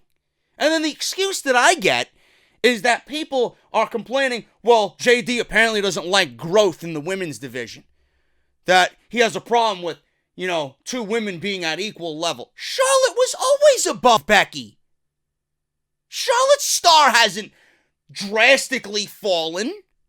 She's always going to remain a shining star on SmackDown Live. So the people that uttered those words to me, I don't know what the fuck you're watching. What show are you watching? You're clearly not watching SmackDown Live. This is a case of WWE being petty with their audience. Becky is over, Charlotte is not. So Becky is now absent, so WWE, and this is how uncreative they are. The only thing that they could do is take Becky's gimmick while she's out and give it to Charlotte. It's like a little kid. It's like big brother, little brother. Or in this case, big sister, little sister. Big sister went away on vacation, right? Or little sister went away on vacation. She's so much better than me. She's getting all the grades than me. She's getting the hotter dates than me, right? Look at me. Look at me. Little sister's more popular than older sister. Older sister can't handle it. So little sister goes away on vacation, takes a little road trip. Older sister comes back and just meddles in all of little sister's big things. That's all it is. That's exactly what it is. That was WWE's mentality. Oh, little sister's more popular, big sister is suffering, so little sister's out now, so we'll give everything to the big sister. Fuck this shit, man. How don't you see this? Yet they want me to... What is Charlotte? Is Charlotte a heel? Is she a babyface? What is she? I don't know. What she did on Sunday night at Survivor Series was very heel-like. They're only doing this because of what I explained, and WWE is now trying. WWE is trying their best because they had a narrative in mind that they wanted to push, and now that narrative is not what the fans want. You were all ingrained. It's going to be Charlotte and Ronda Rousey at WrestleMania. Now it's not. Now people want Ronda and Becky. So WWE is now booking Charlotte like Becky so that they are here. Meanwhile, we all want Becky. We don't want Charlotte. WWE is purposely trying to get Charlotte back to that popularity spot so that they have something to fall back on. If Becky doesn't work out, they are hoping. I would not be shocked. They are hoping that this Becky white-hot fucking run she's on fizzles out so that if Charlotte is like Becky, they have at least Charlotte and Ronda to fall back on at WrestleMania. But Becky's not going to fizzle out. Becky's not going to fizzle out whatsoever. Becky is going to remain vigilant. The longer Becky sits out, the stronger Becky is going to get. It's like she's gaining superpower right now.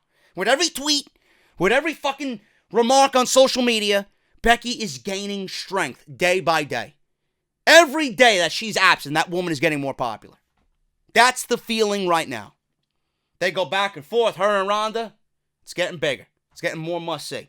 There's no doubt in my mind that this match right now, by the time we get to April, this is of mythical proportion. If WWE can give me 4 fucking cancerous years of shoving Roman Reigns down our throat, 4 years to build this fucking asshole up, this character that failed at every twist and turn, 4 years, then they can push Becky Lynch for 6 goddamn months for Ronda Rousey at WrestleMania. There is nothing that is stopping these people. The only thing that is stopping these people is the fucking pettiness that it's not Charlotte who's receiving all the attention. That is the way that it is right now. And if you don't like what I'm telling you, then please keep my name out of your fucking mouth. Go and cater to your audience of fucking 2 people. Here, people watch me because I'm intelligent. People watch me because I know what the fuck I'm talking about. I don't stutter when I fucking speak. I have a logical thought. I have a creative mind. I know the business. I am in the business. Therefore, I know how the business should go. It writes itself. This is right in front of their fucking face. You take Becky, you strip her of the title, you have her win the Royal Rumble, you put her in the Royal Rumble at the number 1 spot, whatever the fuck you want to do, you have her last all the way to the end with Nia Jax. There's that payoff. Keyword, payoff. Ronda challenges, or Becky challenges Ronda, and there you go. You got your WrestleMania match. There you go. Whether Becky is the champion or not, that is your WrestleMania match. Simple. If Becky is the champion and Ronda is the champion, by the time we get to WrestleMania, then it should be a unification match. But WWE, I have a feeling that it's going to be Charlotte involved because there's no other way around it. Charlotte is not going to have an opportunity at Ronda and vice versa until WrestleMania. They've already planted the seeds for this to continue. So what are you going to do? We're going to keep talking about it, or you're going to execute? They're probably going to put Charlotte in that main event to make it a triple threat. And that I am completely against. I am completely against that. Because what it's going to turn out to be, it's going to be another one of these marketing schemes, these fucking PR fucking nauseating, just fucking pieces of shit, agendas that WWE does. They're going to make it about, oh, look at the women headlining WrestleMania. Of course, you got to have Charlotte in there, right? Instead of giving the spotlight to fucking Becky in a one-on-one match and creating what WWE loves to call a goddamn WrestleMania moment. What type of moment is it going to be? It's going to be a moment for the women? So that you could shove the fucking agenda down everybody's throat? Or is it going to be a WrestleMania moment for fucking Becky, who deserves it after all this bullshit for 2.5 years that she's been put through? Charlotte's already had her WrestleMania moment. Several of them. She beat Asuka's undefeated streak, and she won the Raw Women's title. The first woman to do so. How many more moments does she need? Charlotte Reigns is what we're going to call her. Cut the shit. It's Becky Lynch's time. WWE's original reported plan for the Survivor Series main event. I can tell you what it was. Easy. WWE didn't want, or let me rephrase that, Vince McMahon didn't want AJ versus Roman. One of the biggest matches for the WWE Survivor Series card was supposed to be Ronda Rousey versus Becky Lynch in a champion versus champion match. But thanks to Nia Jax in what Chris Jericho called a deliberate punch, nobody came to Nia's defense on social media. Nobody. Jericho, who's very cut and dry with some of these things, he said, well, from what I seen, it looked deliberate. Becky suffered a severe concussion and was pulled from the match. Even though Becky versus Ronda is likely to be moved to WrestleMania, there are reports that it's penciled in. There are reports that Ronda sat with Vince McMahon at Ronda's, request the match be moved to WrestleMania. That's all on WWE. Yeah, we'll do that match, but we'll add Charlotte to it. That's what WWE's mindset is. Yeah, we'll keep on with what we told Ronda, but we're going to add Charlotte to it. So even Edge, Adam Copeland, thinks that should be the WrestleMania main event.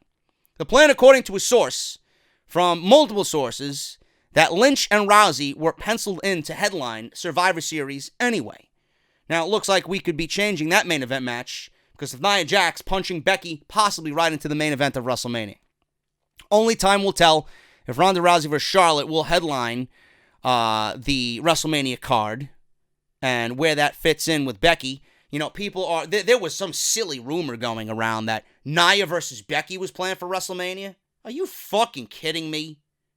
How is that even going to be? Unless Nia is on SmackDown. So you better tell some fucking weird story there if you're going to get that match with 2 women who are on separate brands.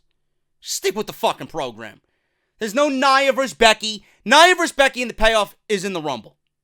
Okay? If you want to drop the title, fine. Take the title off Becky. I think the title is better off on an Asuka or a Charlotte anyway. So that's what I hope WWE does. So we'll see what happens. But right now, Ronda Rousey has Nia Jax at TLC. Let's get through that first. Now, I don't want to talk about this guy for too much, but I seen video yesterday where Enzo Amore, he was having an after Survivor Series concert at some downtown club in LA. And the reason why he got kicked out of Survivor Series was because he was trying to promote his rap concert later on in the evening. A rap concert, by the way, which only drew 50 people. So I don't know what he accomplished. He accomplished a few things. One, his music career is a failure already. Number two, he got kicked out from the Staples Center and got banned from the Staples Center. 3, WWE banned him permanently from all events moving forward. So I don't know what his idea was, but he lost way more than what he gained. And I know for a fact he knows people, which I'm still sure he talks to some of them right now. And I don't know who would even associate with this clown after the stunt that he pulled at the Survivor Series. He was literally disguised. People picked up on who it was, and when he seen it on social media, I'm assuming he was like, oh, well, my cover's blown. Let me come out and fucking unhood myself. And he starts doing his, SAWFT shit in the crowd, and he got escorted out of the building accordingly. It's ridiculous. So, that was that. And PW Insider reports that there are pretty much WWE employees, pretty much everybody in the WWE, that Enzo angered very heavily everybody in the back. It was also noted that WWE sent that word to everybody to no-sell the incident and not to mention it on social media at all. So you're not likely to find anybody really talking about the stunt Enzo pulled at the Staples Center on Sunday, even though Enzo already commented and he's obviously quite proud of himself. This guy is a legit fucking clown. A clown. And you can honestly see that this guy is holding on to some fucking pipe dream that he's going to have a successful music career with his ties in WWE. What exactly did he accomplish in WWE that would even give him the thought of having a great music career or a music career that's going to take off? His music sucks. He ain't really doing anything, right? And now he not only angered everybody in the WWE, people who hated him already, who hate him already, hate him even more. The friends that he did have probably fucking think he's a goddamn idiot. And instead of possibly leaving the door ever so open, now it's closed. They don't want anything to do with this fucking guy. This guy's a fucking clown. A clown. This guy, whatever he offered WWE, poof, went up in smoke. A goddamn joke. Then he draws 50 people. He left flyers on people's cars. He left flyers in the arena. Come watch me after the show is over. He drew 50 fucking people. 50 fucking people. I draw 50 people instantly on Twitch. And Enzo is a big WWE ex-superstar, right? This guy's a fucking joke. Stay out of the business and do what you need to do by means of hard work and self-promotion. Stunts like this are only going to make matters worse. You're a joke. And everybody now thinks very lowly of you. Come on. WWE mixed up who was supposed to win the Survivor Series kickoff match. They mixed up who was supposed to win. Yes, I didn't stutter. The Survivor Series kickoff match. The Revival was supposed to win. But the producer went ahead and did his own thing. And SmackDown won. Because Raw was supposed to have a clean sweep. So then when it came to it, well, SmackDown wasn't supposed to win. We're just going to negate that. And we are going to pretty much go on and believe that the mix-up and the Survivor Series kickoff show never happened. What you seen was just a mirage. Remember that episode of Family Guy where Stewie, I believe, is on his way to San Francisco to find his real father, and he sees it's nothing but himself like 30 years from now. right? And they steal Quagmire's, I guess, caravan, right, trailer. And they're going through the desert, and Stewie took a whole bunch of fucking pills to keep him awake. And then they're rolling through the desert. Stewie's got his fucking diaper on top of his head, trying to shade himself from the sun. And then they see a mirage in the distance, and it's a soda machine. And then they get upset because it's an RC Cola machine. That's exactly what the pre-show was, a fucking mirage. Never happened. They put you in a trance. You're getting sleepy. It never happened. Meanwhile, Xavier Woods comes out and wears a 6-in-1 t-shirt on SmackDown Live. Dave Meltzer noted on Wrestling Observer Radio that Raw was actually supposed to win the match, and obviously that didn't happen, so they had to resort to just ignoring what happened on the pre-show. He says, and I quote, "So here's the deal, okay? The storyline was supposed to be a clean sweep for Raw, and somewhere in the communications process, don't ask me why, SmackDown won the match, so they had to tell everybody that it didn't count. That was the reason. One hand forgot what the other hand was doing. Vince wanted a clean sweep. I don't know how this happens. So yeah, it didn't count." Unreal. But to Mr. D-O-double-G, the pre-show is the same as the pay-per-views.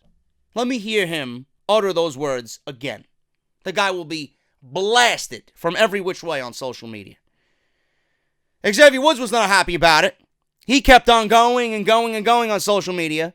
Xavier Woods wasn't happy how it went down and commented about it saying, "Hey WWE, respect the tag team division of both shows and let the people know that SmackDown got a win tonight. The score was 6-1. Hashtag pre-show counts." Obviously, the kickoff doesn't count. WWE never made mention of it following that. Corey Graves tried to, but Michael Cole ignored him. So, just a little asterisk. In this case, if you're having Raw versus SmackDown count on the scoreboard, SmackDown 1, Raw 6. Fuck out of here. Or 5. What is it? 6-1, right? 6-1. Whatever.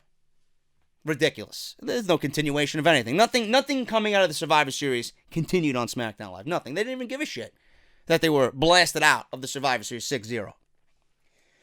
There was a possible reason why Sasha Banks and Bayley, during the Women's Survivor Series match, were protected.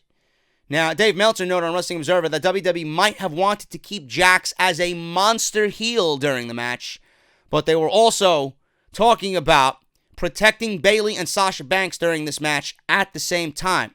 He says, and I quote, "I think the idea here was for whatever reason, and God only knows why, they do what they do, but they were trying to protect Sasha Banks and Bayley in the finishes of this match. Because if you notice, with Bayley, she got one pin in the match, and her elimination was a double countout when she hit Bayley to belly on DeVille.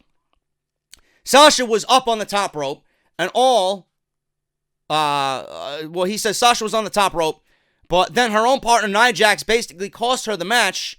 So even though she got beat, she was protected because of that. And again, it got Nia Jax over because they're trying to keep up with the Nia heat. Unlike in other situations with Nia Jax, her turning heel and trying to be a heel is actually working as a heel because people are so mad at her for what happened to Becky Lynch. So in this sense, it's just a way to get more heat on her because the feeling is that people really like Sasha Banks. So that's the whole deal. I'm going to go one further, Mr. Meltzer. I'm going to think that WWE is slowly starting to set up the women's tag team titles. And they want Bayley and Sasha to be at least somewhat of a threat. There's no reason why these two women are still linked together at this point. Sasha and Bayley are going to have a big deal in those tag team titles. And I'm going out on a limb and saying that at WrestleMania, I predict, this is what I would do. If WWE wants to institute tag team titles, Sasha and Bayley versus Trish and Lita at WrestleMania. Another match for the women that sells itself. Sasha and Bayley have done nothing on Monday Night Raw. They will not do anything on Monday Night Raw with Ronda handcuffing the division. Okay? If WWE is smart, number one, let me backtrack a little bit, they would actually unify the titles. There should not be two divisions and two titles. For the singles title and the tag team titles. God forbid. But if WWE wants to keep Becky as the champion and we get some sort of unification match between her and Ronda, or if Charlotte's the champion and she gets added as the champion, whatever, there needs to be some sort of unification. Both of these divisions need to be fused together. One set of tag team titles. So not only do you have a roaming set of tag team titles, then it would make the horsewomen angle that much more easier. So you don't really have to come up with a storyline reason as why Sasha and Bayley are on Raw and why we have Sasha and Bayley on Raw and then Charlotte and Becky on SmackDown Live. It just ties everything in together nice and fluidly. But I would do Sasha and Bayley trying to resurrect their 2018 and rise from the fucking ashes. And then you got Sasha and Bayley going up against Trish and Lita. Trish and Lita, who are on this comeback tour of sorts. And it could be a passing of the torch moment. And then you get Sasha and Trish in the ring together. Because that's what Sasha wanted at Evolution. Everybody's happy. That's what I would do. I mean, it writes itself. I don't know what else you got to fucking do. You got teams. You got the Iconics. You got the Bellas, right? You could have Alexa and Mickey. You could have Sasha and Bayley, Trish and Lita, Nia and Tamina. You got some teams there. Asuka and Naomi, right? Mandy Rose and Sonya Deville. That could actually be a catalyst in their breakup. I mean, it writes itself. Why am I sitting here coming up with your job and shit that you should be doing for your job and you can't do it? Anyway, so that's that. They wanted to keep Sasha and Bayley strong. But are they strong on Monday Night Raw in their current state? No. No. Now they're feuding with Nia and Tamina. How many iterations of that match are we going to see? WWE, speaking of Mandy Rose and Sonya Deville, WWE gearing up to start a feud between Mandy Rose and Sonya Deville. The 5-on-5 elimination match at Survivor Series featured some cracks in Deville and Mandy Rose's friendship. This included a spot where Rose got a blind tag and stole a pin from Deville. So Meltzer stated, and I quote, "So yeah, they're building something for them down the line, and it looks like those two best friends are going to battle eventually on SmackDown Live, but in reality, that kind of thing should have been expected." So WWE rarely splits up a stable without some kind of fighting to put one member over more than the rest. Since Paige broke up Absolution when she retired, that means that she will be unable to take part in the angle except through an authority figure role, but only time will tell which of the two between Deville and Rose will end up getting the biggest push that WWE gives. It's going to be Mandy Rose. Clearly, Mandy Rose is more their style, no question. But again, that doesn't really interest me, and I would not break them up right now until you get at least a tag team tournament involved with them, and that could be a nice catalyst to break them up. That's just me. Now, we all talked about the Charlotte Flair Survivor Series post-match beatdown of Ronda Rousey, how it could extend to WrestleMania. I went in on that. I'm not going to talk about that anymore here. But Vince McMahon actually gave Michael Cole an interesting line to say during the Ronda Rousey versus Charlotte match. Now, during the melee, Michael Cole said on the commentary booth, or during commentary, that Charlotte was ruining a 5-star match, which is a direct reference to the rating system that Dave Meltzer has been using in the Wrestling Observer newsletter for decades. It was not anywhere near a 5-star match. No. I'm sorry. I mean, just look at what happened on Saturday night. I mean, could you put that match up against what happened with Gargano, Black, and Ciampa versus Dream? No. I mean, those were damn near 5-star matches. So, a 5-star match? So this clearly had to be a dig at Dave Meltzer. Clearly. I would go 3.5 tops on that. How do you like Vince McMahon going into Cole's ear telling him to call the Ronda Rousey match a 5-star match? That was Vince. Vince, who hates that, he's coming around after 36 years, says Dave Meltzer. Rousey was apparently upset with the Staples Center crowd for turning on her, but you could never expect how WWE fans are going to react to anything. At least WWE booked Rousey to walk out on her own without any assistance. Why did Ronda walk out on her own without any assistance? Because Vince McMahon wanted her to. Meltzer speculated during the Wrestling Observer radio show that when Flair was wrapping a chair around Rousey's neck and stomped down on it, the idea might have been to let Rousey take some time off for an injury. But the fact is that she walked off on her own and created a much different situation. Meltzer says, and I quote, "I sort of feel that Vince's thing with Ronda was you can't show too much weakness because I think he's booking her, as the top star, the top babyface. He doesn't want her to look weak and go out on a stretcher. I don't know what that means as far as what they announce or with an injury. I don't think so, the way she left. She didn't leave in a manner where you'd think she'd be injured, you'd think she'd be beaten up and weakened, which is where the story is certainly going to be if she faces Nia Jax in San Jose at TLC, which is certainly implied that she's going at way less than 50%. And that could be her excuse if she loses, or nothing else. It could be a selling point during the match based on the idea that Rousey's got the odds against her, against this giant woman." End quote. It looks like Ronda Rousey's star power in WWE isn't going anywhere. She's still the Raw Women's Champion. She will not lose the championship to Nia Jax. WWE will not put the title on Nia Jax because that would be rewarding her for doing something fucking terrible to Becky Lynch. Meltzer discussed the differences on the Wrestling Observer radio show between Rousey's match at Survivor Series and her performance on Monday Night Raw, while describing the kind of preparation for both Flair and Rousey had at the Staples Center. Her and Charlotte spent whatever it was, 3 days on that match with Fit Finlay going forward, going over everything, and when they came out, they had a great hell of a match.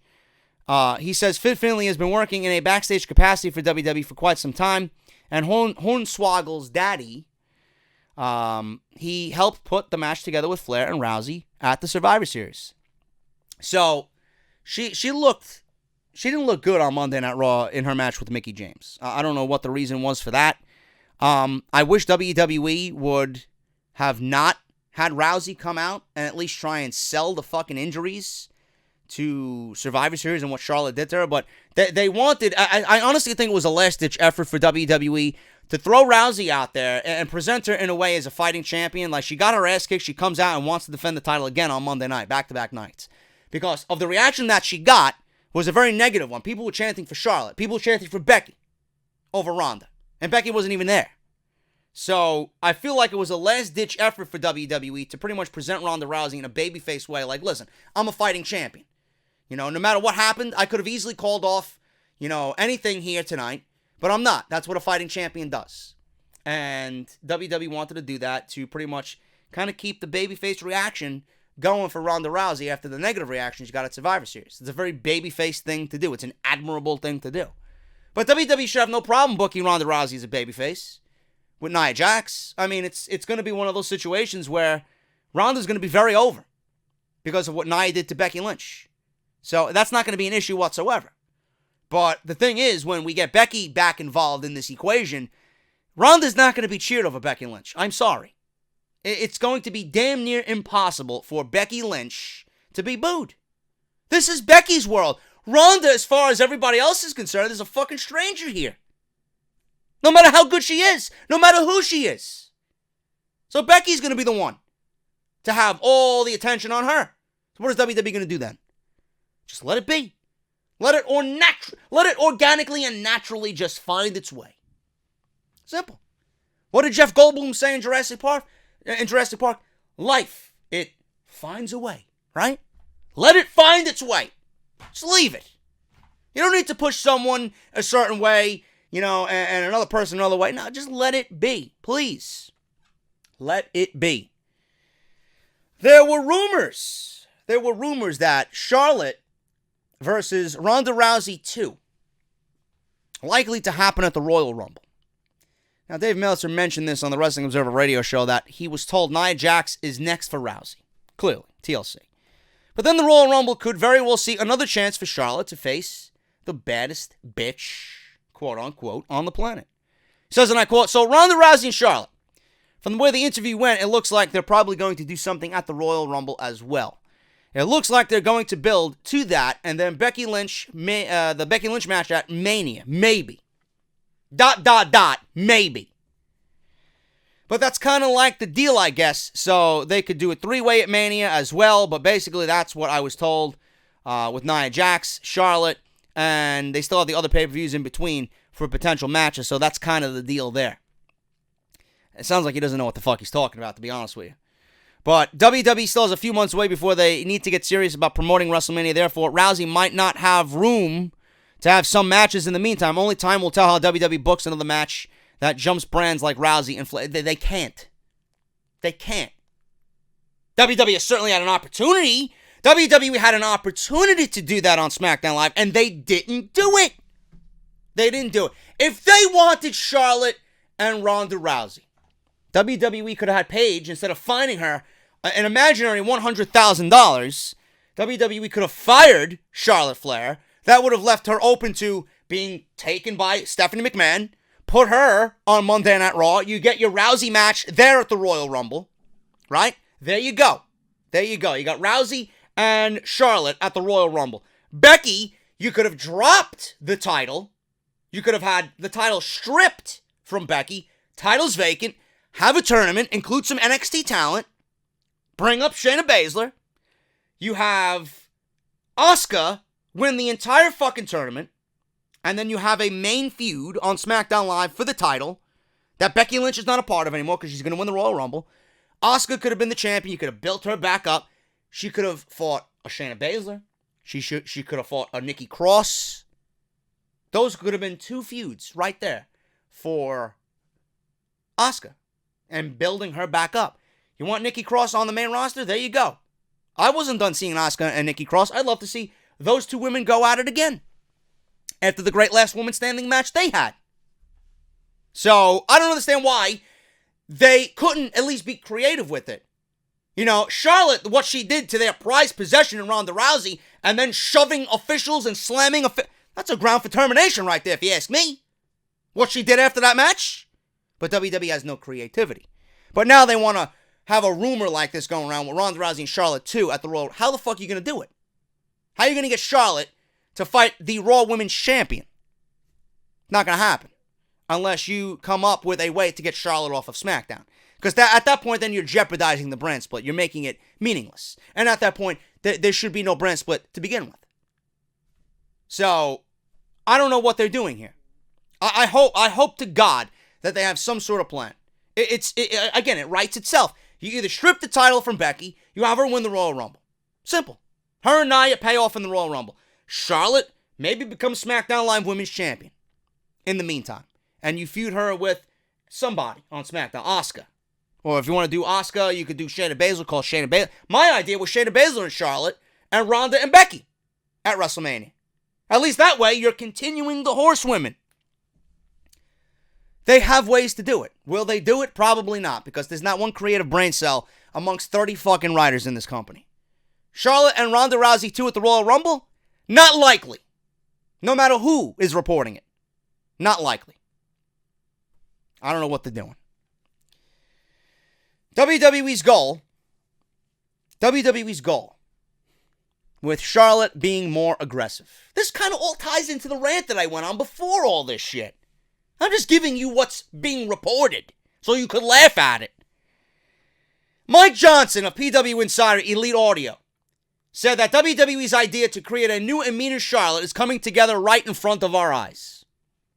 Says, and I quote, "The idea here is that Charlotte is more evil and in a more evil place, and she will not take any guff, and she is the best person in the world in her mind, and they've left it open that Ronda could return, and Charlotte basically declared that if you do, it's going to be even worse." End quote. It looks like WWE's new direction for Charlotte Flair might be borrowing from Becky Lynch. Borrowing? You mean complete ripoff of Becky Lynch? In regards to how she's been demanding respect. Fuck out of here. Nobody's going to believe that. Because everybody knows Charlotte is their corporate puppet. It looks like it will be an interesting scenario to see how they write this story for another possible meeting between Flair and Rousey. But in the meantime, Ronda has her match against Nia Jax at TLC, so if Flair wants to get involved, there you go. There you go. They're going to be on the same brand. They'll be in the same building. So maybe WWE does something there. Finally, we'll end with this, because I'm way in over my head here. An hour and 19 minutes plus a 40-minute intro. I told you it was going to be 2 hours.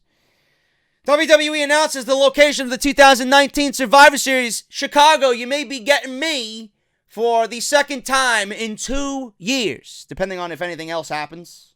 Before then, Chicago is the new home of Survivor Series for 2019. You guys will get NXT TakeOver, Raw, and SmackDown as well. But as far as I'm concerned, if you're paying for the weekend, TakeOver and Survivor Series is all that you need. And if you need a guide, look at what they did this year. I don't feel sorry at all if anybody that attended those Raw and SmackDown shows. You wasted your money. You wasted your money. Friday, November 22nd, SmackDown Live, because they will be on Fox. Saturday, November 23rd, NXT TakeOver. That's going to be interesting. Sunday, 2019 Survivor Series. Monday, the 25th, Raw. Therefore, it appears that since SmackDown Live is going to be on a Friday by the next time Survivor Series rolls around, they will be holding the Go Home Show live in the same building as the rest of the events. Interesting indeed. It will be interesting to see if they can keep the trend by holding the brand supremacy Raw versus SmackDown deal, before major pay-per-views like the Royal Rumble, SummerSlam, and WrestleMania. But if people want a sneak peek on how WWE is going to be doing things with their new Fox deal, that all begins in 2019, just a month earlier, October, for WWE. Should be interesting, man. Maybe I'll head out to Chicago for NXT TakeOver and the Survivor Series. Obviously, I will let you guys know. If you guys watch the show, you will know where I am at all times. Where I'm going to be right now, as soon as I hit this exit button, man, I'm going to have some dinner, man. I am starving. Thank you guys so very much for a great, action-packed, newsworthy edition of Off the Script. I hope you guys got what I was trying to say in this particular episode. I stand by my points every bit of the way. On Charlotte, on Becky, on Ronda, on the Young Bucks, on the Elite, all Elite Wrestling. You guys know all that. So let me know what you guys think about that down below. I'm getting out of here. Thank you so very much. Hit that thumbs up, and I will see you guys right back here on Saturday for more news and rumors right here on Off the Script. We got AJ Styles negotiating a new WWE contract. What that means for AJ Styles, what he wants, and plus Braun Strowman news on his injury and where he's going to be, and where he's going to end up for WrestleMania plans. All that plus so much more on part 2 this weekend on episode 249. I'm JD. Hit that thumbs up, guys. Please follow me on social media at JD from NY 206. Barbershopwindow.com/offthescript. Code BSHOP20 for 35. Oh, and actually, no, it's Black Friday. I'm sorry. I'm reading off this fucking screen here. It's Off the Script, Barbershop Window, code Black Friday for 35% off.